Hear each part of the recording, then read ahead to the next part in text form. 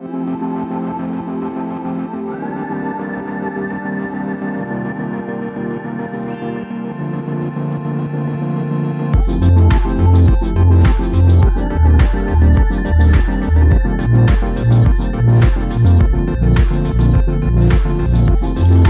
à tous, c'est Z pour la Veuve du Palais. On se retrouve aujourd'hui pour le test de cet atout là. C'est le Nautilus 2S d'Aspire.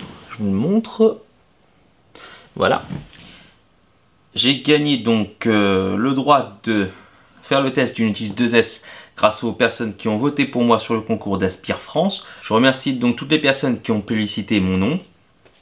Sans attendre, commençons le test de ce Nautilus 2S qui est le successeur donc du Nautilus 2. Alors voyons voir ce que cette boîte de Nautilus 2 contient. On va ouvrir ça. Donc à l'intérieur, le tank Nautilus 2.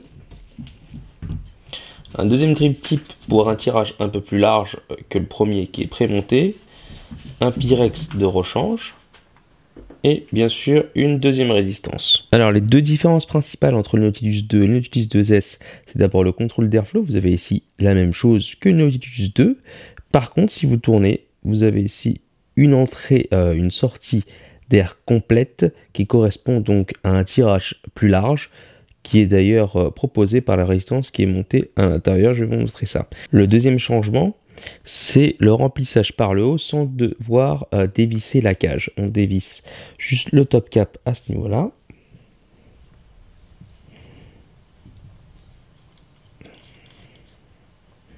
Ensuite, on vient pousser au niveau de la flèche. Et on remplit.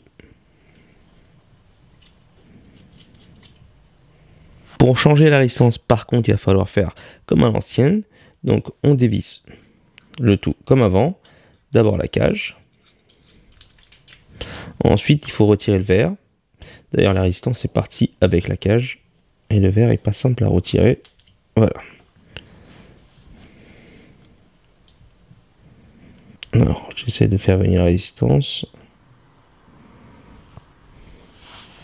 On a toujours cette étape fastidieuse, malheureusement, pour accéder à la résistance, en sachant que si vous avez du liquide à l'intérieur, il va falloir tout vider pour pouvoir changer la résistance. Alors la différence entre ces deux résistances, celle-ci c'est la PVC 1,8 ohm classique qui se vape autour de 10-14 watts. Celle à côté, c'est la nouvelle 0,4 ohm et qui se vape entre 23 et 28 watts. La différence c'est qu'un trou sur deux, vous allez voir que le trou pour accéder au coton est un peu plus large. Vous avez un gros trou, un petit trou et un gros trou. Là vous n'avez que des petits trous. Donc sans attendre, je vais revisser tout ça. Alors, on revisse ça dans un premier temps au niveau du tank. On remet le réservoir.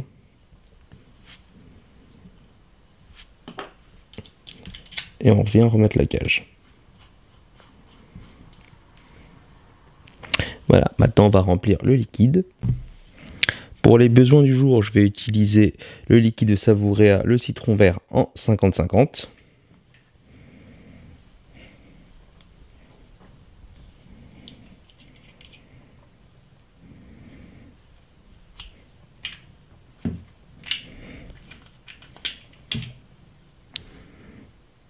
Alors, je remplis ça.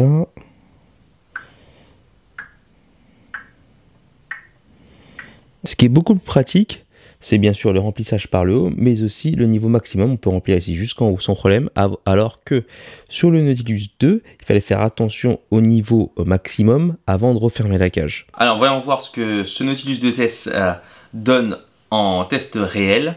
Comme vous pouvez le voir là, j'ai remplacé le drip tip par celui qui était un peu plus large par rapport à celui qui était monté de base. Bon, ça rend l'objet un peu moins classe puisqu'on avait un truc tout argenté et maintenant on a un truc transparent au bout. Mais bon, voyons voir ce que ça donne. On est là donc à 26 watts.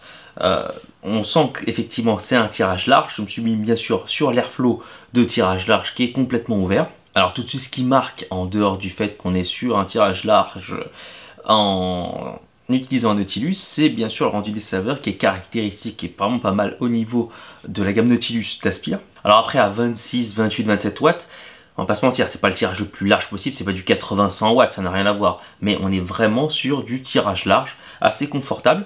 Ça se sent d'ailleurs assez bien.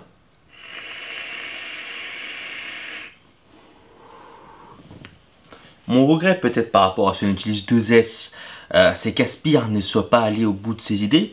C'est-à-dire qu'on a repris le Nautilus 2 et conservé un de ses défauts qui me paraît rédhibitoire par rapport au roi du MTL en 2018, à savoir le Zénith. Le remplissage a été amélioré, on a donné une portée DL à l'Atto.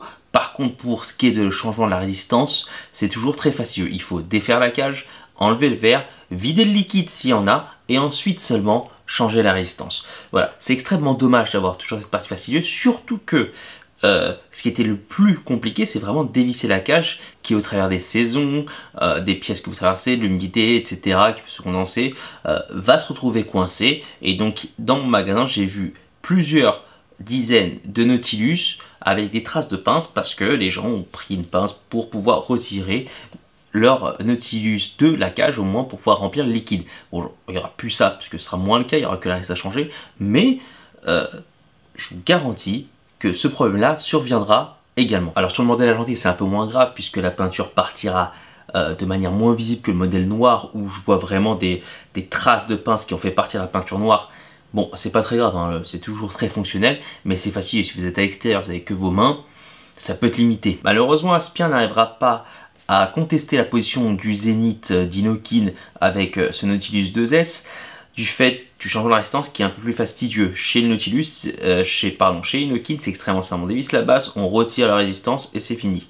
À noter quelques bons efforts quand même d'Aspire, un remplissage plus facile et surtout cette présence du deuxième airflow ouvert pour un tirage DL appréciable si on veut rester sur le Nautilus. Voilà, on arrive au terme de cette vidéo. C'était Z pour la vape du palais. Vous pouvez bien sûr me retrouver sur mes différents réseaux sociaux, Facebook, Twitter, Instagram et bien entendu mon blog. Je vous remercie et à la prochaine fois.